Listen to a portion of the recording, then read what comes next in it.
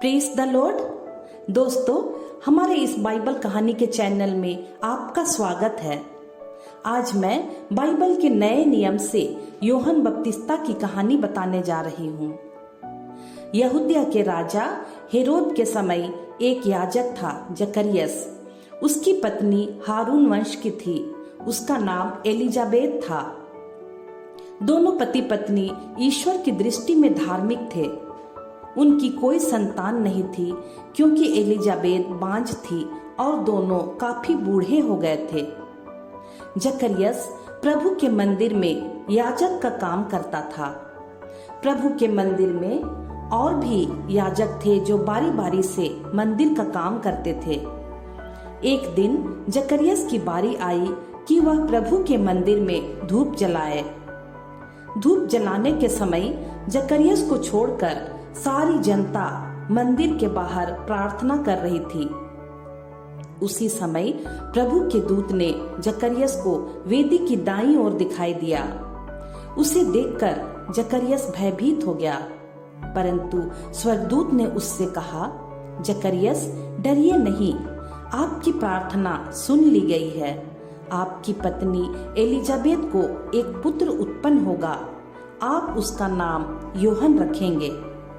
उसके जन्म से आप तथा आपके कुटुंब के सारे लोग आनंद मनाएंगे। वह प्रभु की दृष्टि में महान होगा तथा वह अंगूरी और मदिरा का सेवन नहीं करेगा। वह अपनी माता के गर्भ से ही पवित्र आत्मा से परिपूर्ण हो जाएगा और वह इस्राएल के बहुत लोगों का मन उसके प्रभु ईश्वर की ओर अभिमुख करेगा, अर्थात यीशु के आने के लिए मार्ग तैयार करेगा। जकरियस ने स्वर्गदूत से कहा, इस पर मैं कैसे विश्वास करूं क्योंकि हम दोनों बूढ़े हो गए हैं। दूत ने उससे कहा, मैं स्वर्गदूत गाब्रिएल हूँ, ईश्वर की ओर से आपको शुभ संदेश सुनाने आया हूँ।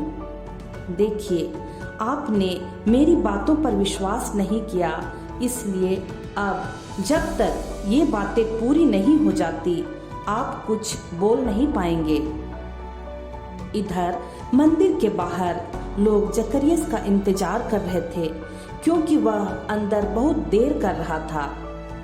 जब जकरियस बाहर आया तो वह उनसे कुछ बोल नहीं पाया। वह गूंगे की तरह इशारा करता था। इस पर लोगों ने समझ लिया कि अवश्य उसे मंदिर में कोई दिव्य दर्शन हुआ है।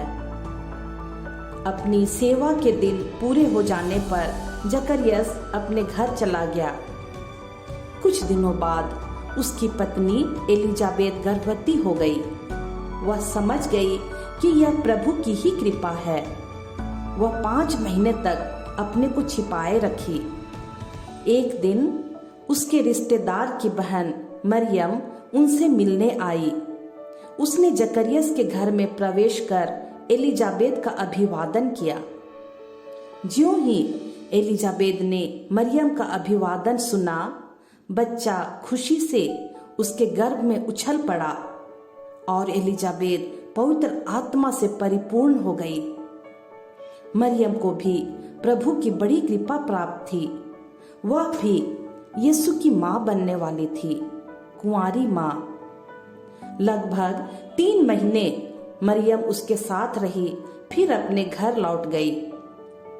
आगे हम देखते हैं कि जब एलिजाबेथ के प्रसव का समय पूरा हो गया तो उसने एक पुत्र को जन्म दिया।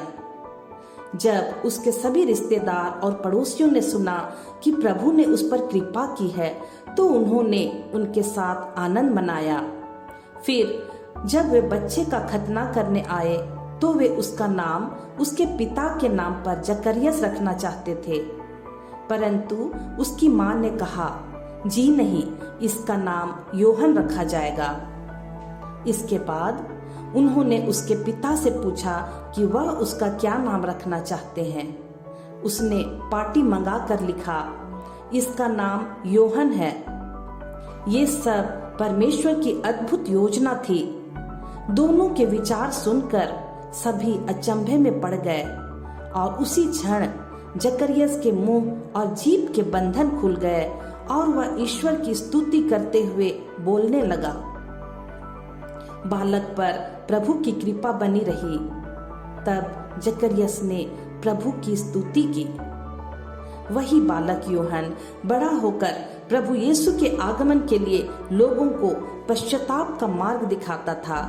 उसे निर्जन प्रदेश में प्रभु की वाणी सुनाई दी और वह यर्दन के आसपास के समस्त प्रदेशों में घूम घूम कर पाप क्षमा के लिए पश्चाताप के बपतिस्मा का उपदेश देता था। सारी यहूदिया और यरूशलेम के लोग यूहन के पास आते और अपने पाप स्वीकार करते और बपतिस्मा ग्रहण करते थे। यूहन ऊंट के रोओं का कपड़ा पहने और कमर में चमड़े का पट्टा बांधे रहता था। उसका भोजन टिड्डियां और मधु थी। जो लोग उसके पास बपतिस्मा लेने आते थे, वह उनसे कहता, मैं तो तुम लोगों को जल से बपतिस्मा देता हूँ, परंतु एक आने वाले हैं जो मुझसे अधिक शक्तिशाली हैं। मैं उनके जूते का फीता खोलने योग्य भी नहीं हूँ।